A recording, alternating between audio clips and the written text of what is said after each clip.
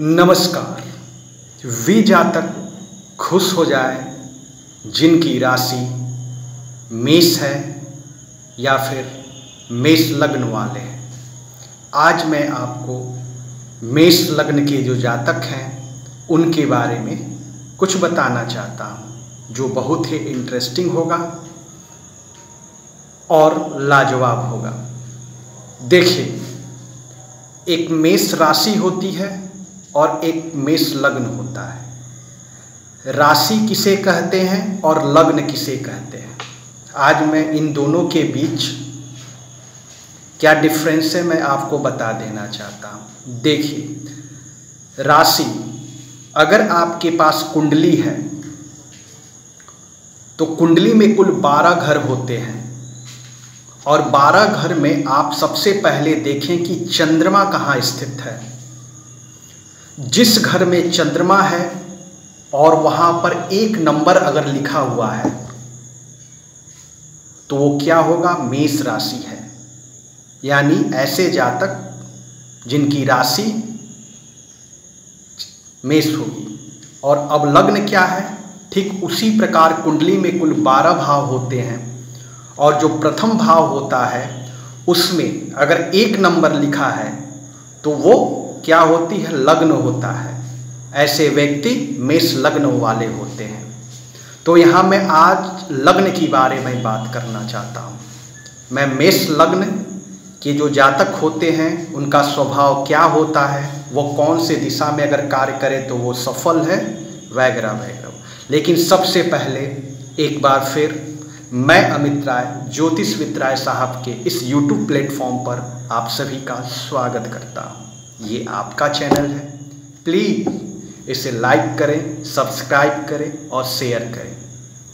अगर आप ऐसा करते हैं तो ये जो श्रृंखला है, मेष के बाद अन्य जो 11 राशियां बची हैं, 11 जो लग्न बचे हैं, उनके बारे में वीडियो लेकर आऊँगा जो काफ़ी इंटरेस्टिंग होगा और एक ज्ञानवर्धक होगा। तो अब आते हैं मूल मुद्दे पर। देखिए, मेष लग्न ऐसे व्यक्ति जिनके पास अपनी कुंडली है तो अपने कुंडली को खोले और देखें। जो पहला घर होता है वो लग्न होता है, उसे प्रथम भाव भी बोलते हैं। और उस भाव में अगर 1 यानी 1 लिखा है तो ऐसे जातक मेष लग्न वाले होते हैं। और रही बात मेष राशि की, तो जिनके नाम अ, चू, चे आदि ये सब आप देख लें तो वो मेष राशि वाले होते हैं। लग्न के बारे में आज बताऊंगा कि मेष लग्न के जातक जो होते हैं उनकी क्या खासियत होती है, वो किस स्वभाव के होते हैं, कौन सा कार्य करे तो सफल हो जाए, किस देवी देवता की पूजा करें तो उन्हें सफलता मिले। देखिए, सबसे पहले जो मेष जिनका जन्म मेष लग्न में होता है वह प्रायः दुर्बल होते हैं। यानी ऐसे जातक जिनका लग्न मेष होता है वो प्रायः दुर्बल होते हैं। मेष का मतलब आपने भेड़ को देखा है, वो एक तरह से देखा जाए तो दुर्बल होता है, लेकिन उनका जो दो सींग होता है वो काफ़ी ताकतवर होता है। तो ऐसे जातक जो मेष लग्न वाले होते हैं वो शारीरिक रूप से दुर्बल होते हैं। ठीक है, प्रायः का मतलब 90%, 10% छोड़ दीजिए, 90% जो लोग होते हैं मेष राशि वाले वो दुर्बल होते हैं। Point number 1। पॉइंट नंबर 2 हुआ कि उनकी जो गर्दन होती है वो प्रायः लंबी होती है। मेष लग्न वाले जो जातक होते हैं उनकी जो गर्दन होती है वो प्रायः लंबी होती है। पॉइंट नंबर 3, उनके बाल प्रायः घुंघराले व कड़े होते हैं। कैसे होते हैं, उनके जो ये बाल होते हैं वो प्रायः घुंघराले और कड़े होते हैं। नंबर 4, उनकी आंखें गोल होती है और जो ठोहने होते हैं, ये जो घुटना होता है वो दुर्बल व कमज़ोर होती है। कैसा होता है, उनकी आंखें जो होती हैं वो गोल होती हैं मटर की तरह, और जो ठेवना होता है वो दुर्बल व कमज़ोर होता है। साथ ही इनका स्वभाव जो होता है वो कड़ा होता है। कैसा होता है, स्वभाव जो होता है, जो मेष लग्न वाले जो जातक है उनका स्वभाव जो होता है वो कड़ा होता है, झगड़ालू प्रवृत्ति का होता है और कुछ अंश में अगर किसी चीज़ को वो जिद पकड़ के रख लेते हैं तो जल्दी उस पर से हटते नहीं हैं। साथ ही साथ वो जो भी बोलते हैं वो स्पष्ट बोलते हैं। क्या?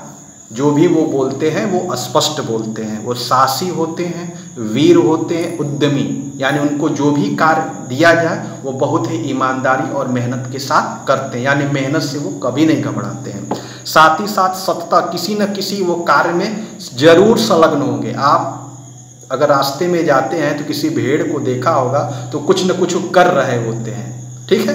तो वैसा ही स्वभाव मेष लग्न के जातक का होता है और वो काफ़ी तेज तरार, जो मेष लग्न के जो जातक होते हैं वो काफ़ी तेज तरार वाले माने जाते हैं।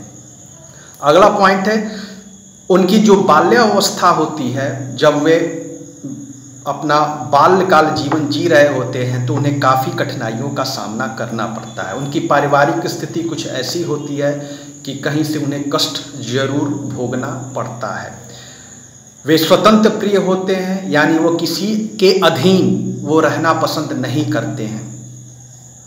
वे स्वतंत्र रूप से वे रहना चाहते हैं। साथ ही वो उदार प्रवृत्ति वाले होते हैं, यानी उनके पास जो कोई भी आता है तो कुछ न कुछ, जो कुछ भी वो हेल्प मांगते हैं अगला बंदा, तो उनकी हेल्प वो कर देते हैं।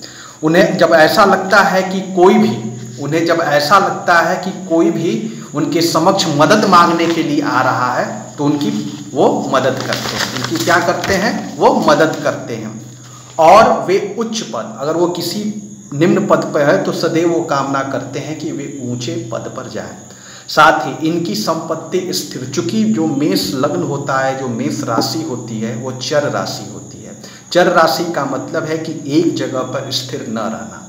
तो वे, उनकी जो संपत्ति, जो भी उन्होंने संपत्ति कमाया रहता है वो स्थिर नहीं रह पाती। अगर मान लीजिए कोई ज़मीन खरीदे हैं तो कुछ सालों के बाद वो बेच देंगे, कोई मकान खरीदे हैं तो वो मकान बेचकर कोई दूसरा मकान देंगे। तो ऐसा स्वभाव उनमें पाया जाता है।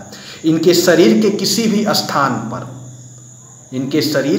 भी स्थान पर जन्मजात कोई न कोई निशान जरूर होगा, चाहे छोटा होगा या बड़ा होगा, बर्थ मार्क्स जरूर होते हैं, आप देख लीजिएगा। अगली मेष लग्न की हम कन्या के बारे में बताएंगे। जो मेष लग्न की जो कन्या है वो सदैव सच बोलने वाली होती है। कैसी होती हैं? सदैव सच बोलने वाली होती, और वे साफ सुथरा रहना पसंद करती हैं। क्या करती हैं? साफ सुथरा रहना वो पसंद करती हैं। कठोर चित्त, और चाहती हैं कि अगर उनके विरुद्ध कोई षड्यंत्र रचता है तो वो जरूर 100% बदला लेती हैं। कभी कभी कठोर शब्दों का ये प्रयोग करने वाली होती हैं। बात ही बात में क्रोध करने वाली और कफ प्रकृति वाली होती हैं, और वे अपने स्वजनों से काफ़ी प्रेम करती हैं। मेष लग्न में जिनका जन्म होता है उसके लिए जो सूर्य भगवान है, जो सूर्य ग्रह है, वो काफ़ी सुखदायी ग्रह है। यानी मेष लग्न के जो जातक हैं उनको सूर्य की पूजा करनी चाहिए। क्यों? क्योंकि यही उनका सुखदायी ग्रह है जो नाना प्रकार के, विभिन्न प्रकार के उन्हें सुख देगा। साथ ही बृहस्पति भी सुखदायी है लेकिन सूर्य से कम। साथ ही मेष लग्न वालों के लिए अगर बृहस्पति और शनि, अपनी कुंडली खोलिए और देखिए कि जो अगर आप मेष लग्न के हैं और बृहस्पति और शनि एक साथ है तो वो अनिष्टकारी आपके लिए होता है। यानी यकीनन 100% वो कहीं ना कहीं आपको गंदा यानी खराब रिजल्ट जरूर देगा।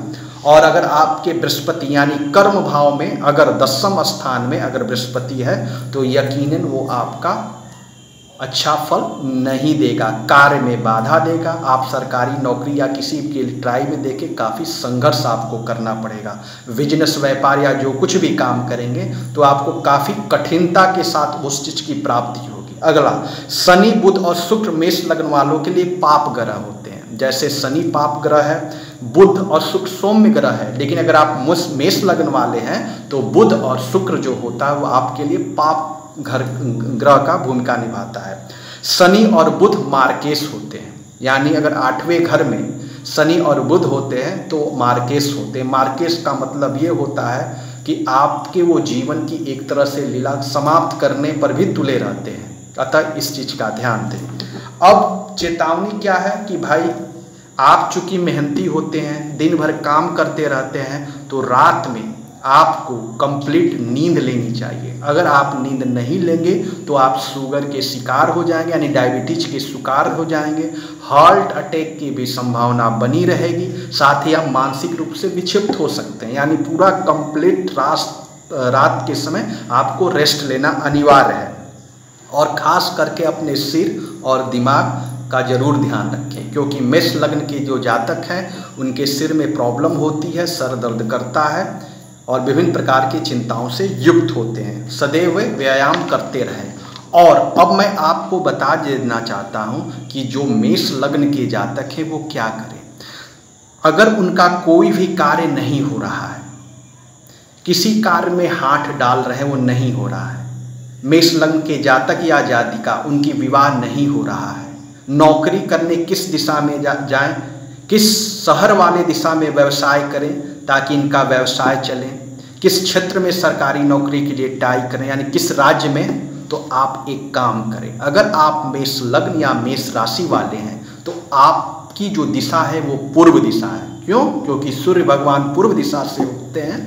तो अगर आप पूर्व दिशा की ओर इनमें से जो कुछ भी मैंने बताया है आप कोशिश करेंगे तो बहुत ज़्यादा संभावना है कि आप उस कार्य में, अगर बिजनेस करते हैं तो कोशिश करें पूर्व दिशा की ओर। आपकी जो बिजनेस का जो दुकान है, जहाँ पे आप बिजनेस बैठकर किसी चीज़ की दुकान खोल रखे हैं, तो अपना मुंह पूर्व दिशा की ओर करें। किसी कंपटीशन एग्जाम की तैयारी कर रहे हैं तो आप पूर्व दिशा की ओर। यानी मेष लग्न और मेष राशि के जो भी जातक हैं वो आपके लिए जो सबसे शुभ दिशा है वो पूर्व दिशा है। साथ ही साथ मेष लग्न या मेष राशि के जो जातक हैं, अब वो किसकी पूजा करें, तो भगवान भोलेनाथ की पूजा करें। आप भगवान भोलेनाथ की शरण में चले जाइए, आपका हर काम समय के साथ हो जाएगा। तो ये आज मैंने मेष लग्न के बारे में बताया है। मेष लग्न के जो जातक हैं उनका ये स्वभाव है, उनकी ये दिशा है और उनके ये देवता है। अब अगला राशि होगी वो वृष राशि यानी वृषभ राशि होगी। और जो वृषभ राशि के जो जातक है, अब अगला वीडियो जो जिस जातक के लिए होगा वो वृष लग्न वाले जातक के लिए। तो है ना इतने सारे कमाल का सूत्र। इतने देर तक आप हमारे चैनल पर बने रहें, इसके लिए बहुत बहुत धन्यवाद। ये आपका चैनल है, इसे सब्सक्राइब करें, लाइक करें और शेयर करें। धन्यवाद।